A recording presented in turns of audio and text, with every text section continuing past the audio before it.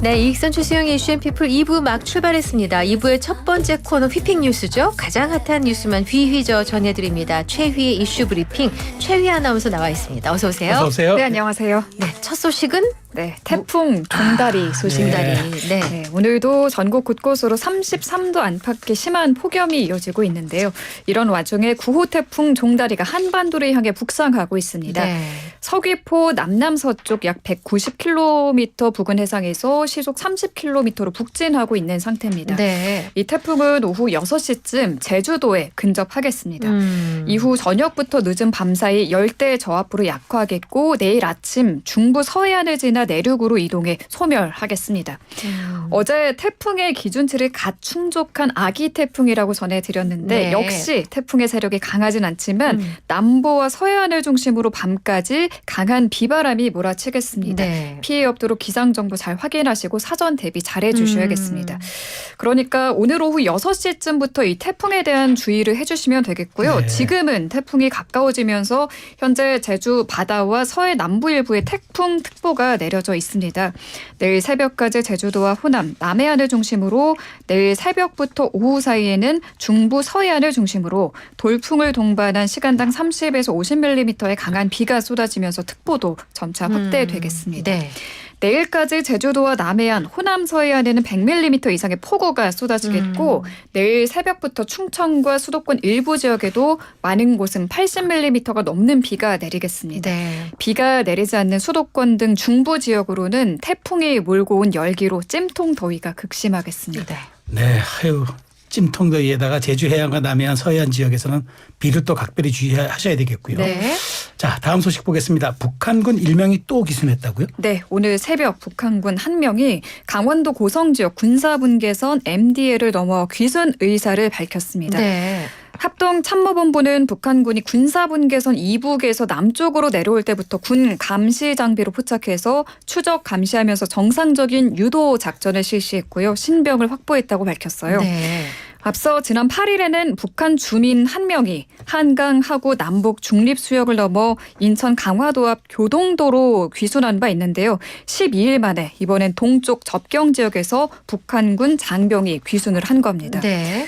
오늘 귀순한 장병은 나이는 20대고 계급은 하사인 걸로 전해집니다. 네. 강원도 고성 육군 22사단 관할 구역인 동부전선 군사분계선을 넘어왔는데 걸어서 통과한 걸로 알려졌고요. 네. 이 지역은 북한군이 올해 초부터 불모제 작업과 지뢰 매설 작업을 확대해온 지역인데 대북 확성기 방송도 진행 중인 곳입니다. 합참은 추가로 확인된 북한군의 특이 동향은 없다고 설명했고 현재 관계기관에서 귀순 경위와 남하 과정 등을 조사하고 있습니다. 그렇군요. 자, 또 70여일 앞으로 다가온 미국 대선도 살펴봅니다. 민주당 전당대회가 개막했다고요? 네, 11월 미국 대선을 앞두고 민주당 대선 후보를 확정하기 위한 전당대회가 현지 시각 19일 시카고에서 시작됐습니다. 네. 사실상 해리스 부통령의 대관식이 될 예정인데요. 나흘 일정으로 열립니다.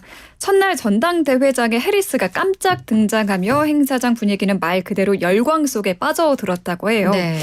대선 후보자는 전당대회 마지막 날 등장해 수락 연설을 하는 게 관례인데 도널드 트럼프 전 대통령에 이어 해리스 부통령도 이 관례를 깨고 첫날부터 등장해 분위기를 띄웠고요. 네. 해리스 부통령은 이날 연설에서 대통령 조 바이든을 축하하기 위해 이 자리에 섰다며 후보 자리를 물려준 바이든 대통령에게 각별한 감사를 전했습니다. 네. 또 긍정과 희망, 믿음으로 나라에 대한 사랑의 의지에 우리는 싸울 것이다. 싸워 이길 것이라고 목소리 높였습니다. 네.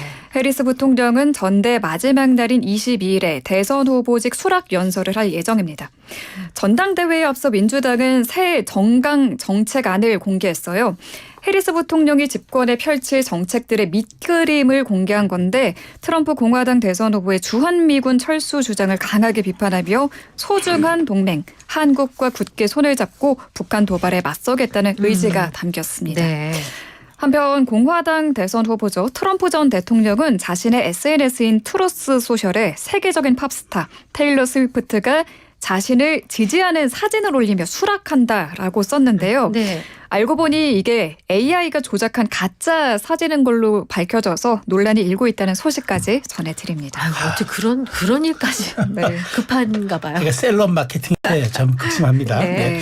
근데 최근 지지율 조사에서는 해리스가 앞서고 있다는 결과가 나타났네요. 네, 카멀라 해리스 부통령의 지지율이 공화당 후보 도널드 트럼프 전 대통령을 오차범위 밖에서 앞서고 있다는 결과가 나왔는데요. 네네. 민주당 전당대회를 하루 앞두고 공개된 CBS 유거브 여론조사에서 해리스의 지지율은 전국 기준 51%로 트럼프 48%입니다. 오차범위 플러스 마이너스 2.1%포인트 밖에서 앞섰어요. 네. 워싱턴 포스트와 ABC 조사에서도 해리스의 지지율은 49%로 트럼프보다 4%포인트 우세한 걸로 나타났습니다. 지난달 조사를 보면 바이든과 트럼프의 지지율이 각각 46% 동률이었는데요. 네. 한 달 만에 박빙에서 민주당 우위로 구도가 바뀐 겁니다. 그렇군요. 정말 아주 출렁거림이 심합니다. 네. 맞아요. 다음 소식 보겠습니다. 정부가 오늘 내놓은 가계부채에 대한 대책 어떤 내용이 담겼죠? 네, 금융당국이 치솟는 가계대출을 잡기 위해 수도권 대출 규제를 높이기로 했습니다. 핵심만 전해드리면 먼저 다음 달 1일부터 2단계 스트레스 DSR을 시행하되 수도권에는 스트레스 금리를 1.2%포인트로 상향 적용합니다.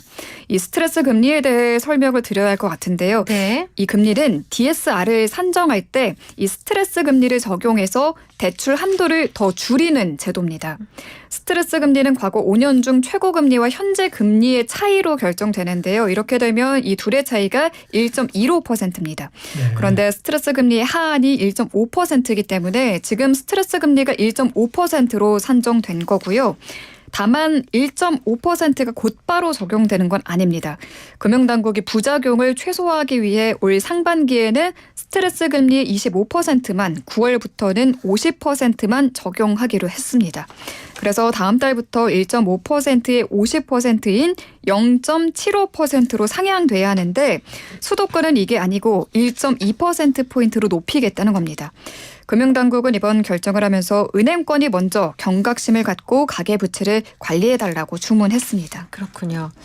열심히 듣고 이해하려고 했는데 역시 숫자가 있었어요. 어렵습니다. 조금 어려웠어요. 저도 볼 때마다 헷갈리고 어렵더라고요. 자, 마지막 소식 있네요. 네, 최근 한 20대 청년 노동자가 에어컨 설치 작업을 하다 온열 질환 증세를 보이며 숨지는 일이 발생했는데요. 아, 20대가요? 네. 아이고. 유족들은 1시간 가까이 적절한 조치가 이루어지지 않았다고 주장하고 있습니다. 네. 지난 13일 전남 장성의 한 중학교 급식실에서 일어난 일입니다. 27살 노동자 A씨는 에어컨 설치 작업을 하다가 더위와 어지럼증을 호소하며 쓰러졌습니다.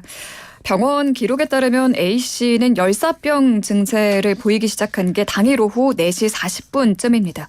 사고 당일 장성의 낮 최고 기온은 35도에 육박했고요. 작업 현장에는 선풍기 2대가 전부였다고 합니다.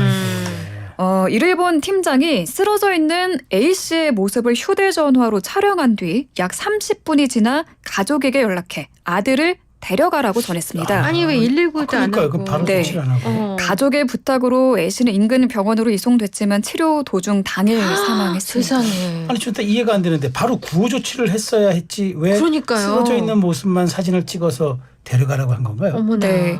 회사 관계자들은 곧바로 별다른 조치를 취하지 않았고요. 방금 말씀하신 그 부분을 유족들도 똑같이 지적을 하고 있습니다. 노동자 A씨가 이상 증세를 보인 지 50분이 지난 오후 5시 반쯤에야 소방당국에 신고를 했다고 합니다. 더 안타까운 거는 이 A씨가 일을 시작한 지 이틀째 벌어진 일이라고 해요. 아이고. 네. 병원 이송 당시 소방이 A씨의 체온을 측정했지만 고온으로 측정이 불가능한 상태였다고 어머, 하고요. 어머. 숨진 이후 체온 측정 결과 40도 이상이었습니다. 어머나 세상에. 유족은 쓰러진 아들 사진을 찍어보낼 시간에 119에 신고만 했어도 살아있었을 것이라며 1시간 가까이 쓰러진 직원을 햇볕에 방치하는 등 사측의 구호 조치가 제대로 이루어지지 않았다고 주장했습니다. 유족은 A씨가 일했던 하청업체와 원청을 중대재해처벌법 위반 등의 혐의로 고발한 상태입니다. 아 이건 진짜 말이 안 된다. 그러게요. 그죠? 네. 너무 이걸 가볍게 본 게 아닌가 네. 생각이 드네요. 네. 자, 휘핑 뉴스 모두 살펴봤습니다. 이제 휘핑 퀴즈 내주십시오. 네, 오늘의 휘핑 퀴즈입니다. 미국 대선 후보로 해리스 부통령을 공식 추대하는 민주당 전당대회가 이곳에서 개막을 했죠. 미국 민주당의 대표적인 텃밭인 이곳은 어디일까요? 네. 네. 영양과다 날지 못한 힌트 요정 나와주세요. 요즘 퀴즈 난이도가 계속 높아져가지고 힌트에 대한 스트레스도 높아져 가는데 그럼에도 불구하고 아주 또 손쉽게 드려야겠죠. 자, 이 도시를 표현하면은 이게 이제 일리노이주 북동부에 위치하고 있는데 미국에서는 뉴욕과 LA에 이어서 3대 도시로 꼽히고 있습니다. 근데 이제 이게 우리 옛날 영화 많이 봤을 거예요. 20세기 마피아 영화의 본산지예요.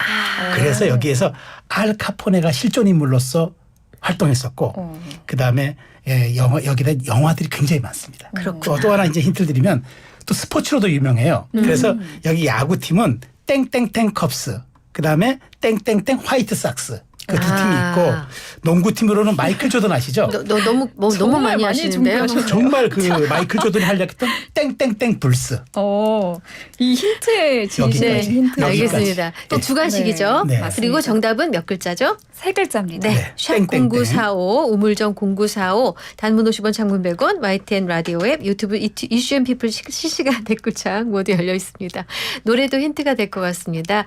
자, 노래 듣는 동안 정답 주세요. 샵 0945 최희 아나운서랑 작별하고요. 고맙습니다. 고맙습니다.